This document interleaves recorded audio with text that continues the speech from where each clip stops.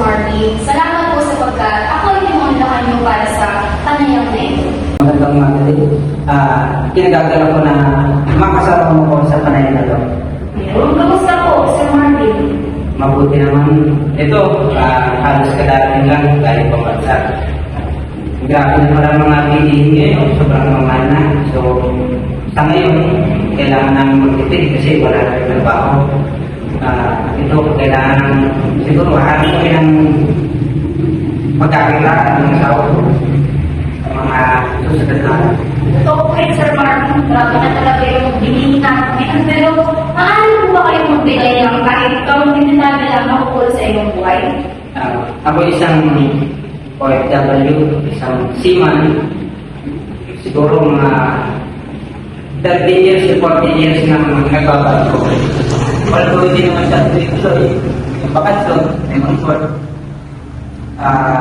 Siguro sa dami ng mga certificate na nakuha namin, training, seminar, siguro baka kung pader, pwede naman i-edit siguro yung mga certificate namin. Maaaring ibang tao hindi siguro mag-edit, pero siguro sa iba, may edit na. Pero hindi naman lahat ng OFW kailangan na nakakaroon ng certificate. Meron namang OFW kailangan na ng konting certificate, konting skill, nakakapunong ng bansa. Ayun po, syempre. Pero bago kayo makarating sa ganung estado, syempre napakarami pong adjustment na kailangan bunuin. Paano po ba kayo makikibagay? Lalo na, syempre, trabaho niyo po is OFW. Paano po ba yung pakikibagay niyo? Lalo na iba-iba ang nika ng mga tao na makakasalita. Ito yung isa sa mahirap na bagay. Kasi bawat alis mo, bawat sakay, maaaring ang kasama mo, yung pa rin, pero more chances na iba na talaga makasama mo. Ibang lahi, ibang kapwa Pilipino. So kailangan mo lang din nila mag-adjust, maging mabuti ka lang sa kapwa mo, pakita mo na kaya yung trabaho, pagkakatiwalaan ka nila, and then the rest, siguro naman matatapos mo yung kontrata mo nang wala akong problema. Malaga nga po talaga kasi yung respeto natin sa iba't ibang mga lahi, lalo pa tayo ay mga Pilipino. Sa kultura naman po nila, sa tingin niyo po, ano po ba yung mga magkakaiba ng kultura nila kaysa sa mga kultura natin mga Pilipino? Nabanggit mo yan. Meron akong sasabihin sa'yo na ibang body language ng ibang lahi kumpara sa Pilipino. Sa atin kasi mga Pilipino, pag tumango ka, ibig sabihin nun is, or naiintindihan mo yung sinasabi ng harap mo. Minsan, tumango ka lang, ibig sabihin nun, ano na ng kasama mo. Sa mga ibang nakakasama ko, mga Sri Lankan, o minsan mga Indian, pag tumango sila, ang ibig sabihin pala nila, no. Tapos yung hiling nila, ibig sabihin nila, no. Yes. So, alternate kumbaga sa atin. So, kailangan intindihin mo kasi once na magkaroon ng miscommunication, lalo baka mamaya ng problema lalo trabaho pinag-usapan.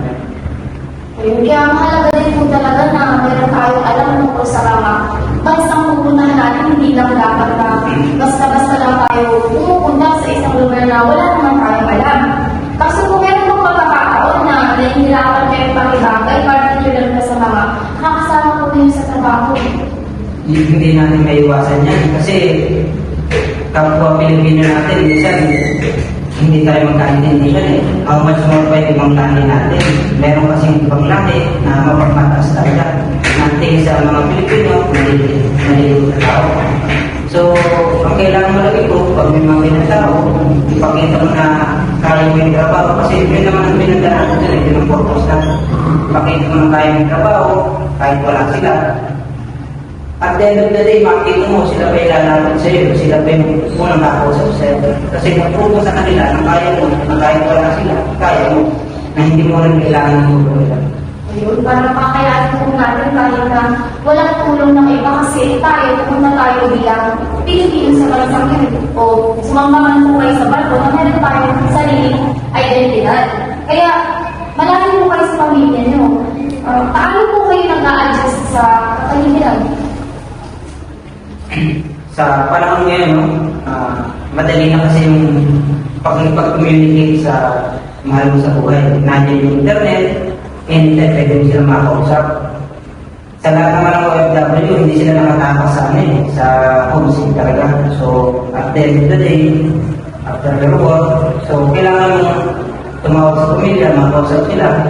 At least, yung lungkot mo, mabuwasan. At makapag-umpisa ng bagong trabaho.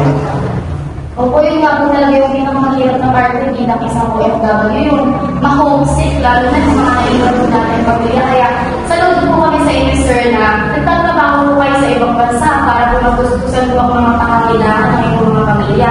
Panghuli na lamang po, para po sa mga nagnanais na mag-OFW, meron po ba kayong nais sabihin sa kanila o iparating?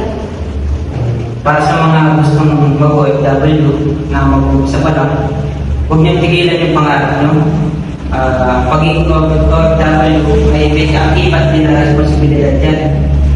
Meron kasing mga tao na bibigyan ng pagkakataon ng makapag-ibang bansa, ngunit hindi nila kinakaya yung lungkot, hirap ng trabaho.